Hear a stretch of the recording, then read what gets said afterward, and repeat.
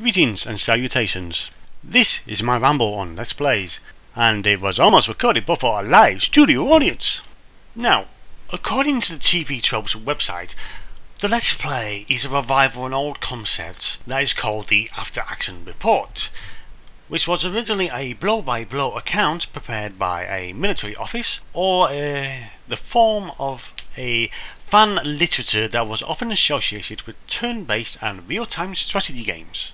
However, the simple way of looking at it is a Let's Play is akin to that of a director's commentary found on film DVDs that plays over the main piece where they share their thoughts and feelings. Let's Plays have become mainstream due to the forms of something awful and has branched out since to YouTube and other such forms. And so, in short, it is a video walkthrough given a entertaining commentary, where the overall goal isn't to speedrun the game, but rather show how they just casually and play the game on their own time for their own leisure. So this at the core is what an LP is, but with everything else, that is not the end of it. The style and tone changes with the nature of the game and the person behind the driver's seat. When you come down to the brass tacks, since there are so many LPs out there on YouTube alone that there are more than you can simply stick a stick at, there are many different styles people will use. I will only give an example of 3 of them, but there's probably a hell of a lot more out there. The first one is the first person point of view, where it is pretty much a style of role play as such, where you are the main character themselves, going through the game, experiencing all you are. 2. There is those who play with the narrative, the storytellers, who will work with the story, the characters, weaving a grand story around it all, enhancing what is already there. Third style is most commonly contributed to the Mystery Science Theatre 3000, which is done with usually more than one commentator and done so in a tongue-in-cheek manner, often heckling the game for its failings. Now, there is something known as the Let's Play curse that I have heard about time and again, and even had a run-in with myself. Simply put, the example is you're having the best game of your life, but the moment you start recording things, problems start occurring. You start making mistakes, you start making needless deaths time and again in the same spot. For the sake of humour, some LPers will leave this in.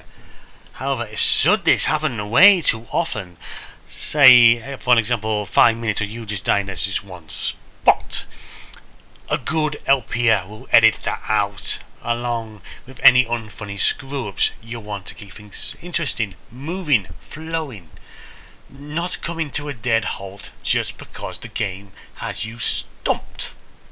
Now, for Let's Plays, there has to be certain standards of quality that must be adhered to if you want to maintain an entertaining experience and keep your viewers. This can be simply done by, first of all, do what you enjoy.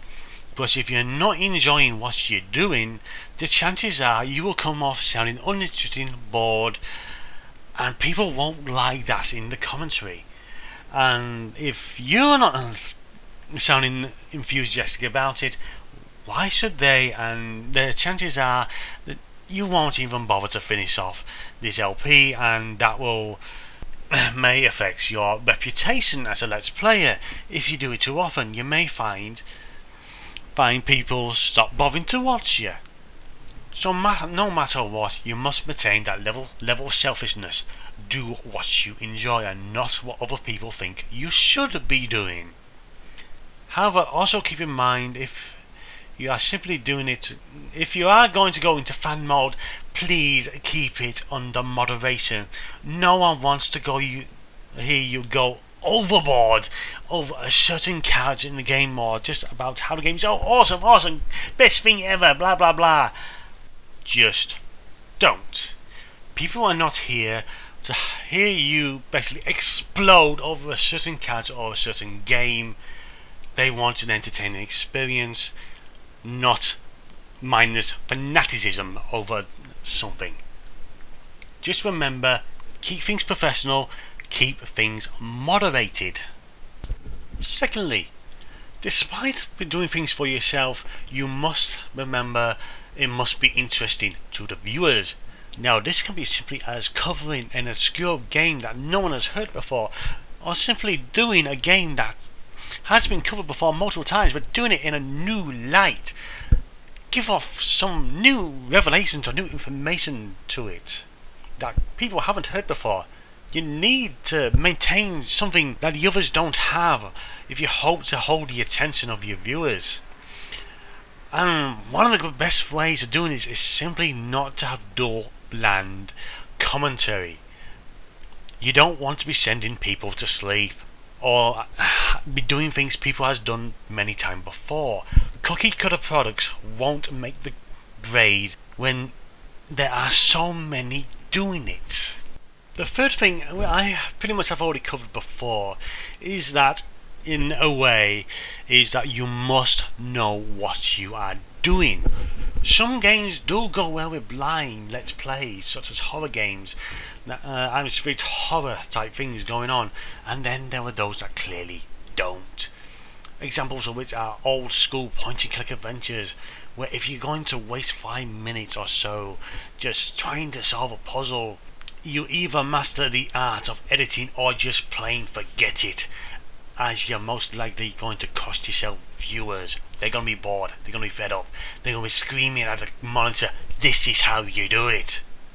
We come to the language used and remembering to keep things in moderation. You cannot sound bored or uninteresting, as why so would others bother when you can't? And if you're going to go into a flying rage when you just can't figure out what to do, then you might as well just forget it. People in general won't be interested if you're just going to fly off the handle, swearing up a storm like a blind carpenter. You have to remember you are selling yourself both as an entertainer and you are selling the game that you are let's playing. You need to maintain a standard of quality and keep it up in your videos that you produce. Maintaining a frequent or steady upload rate also helps. People are not going to be happy if the LP they're enjoying so had at least say 5 uploads in a week and then discover the next one is coming a month later without any good reasons. You're going to cost yourself reputation with that. And now to the shout outs of thanks to those involved in helping me making this video. First of all, a shout out to the Monticon Empire forums, that loony bin that is not the collection of scum and villainy but rather of madness and ponies. And then found in the forums is the Cult of Cormac, who also helped out in the research for this video. So links provided below in the notes for both. Do you want to go there? Be on your own head if you do. Madness and insanity awaits in pony flavour. Thank you and good night.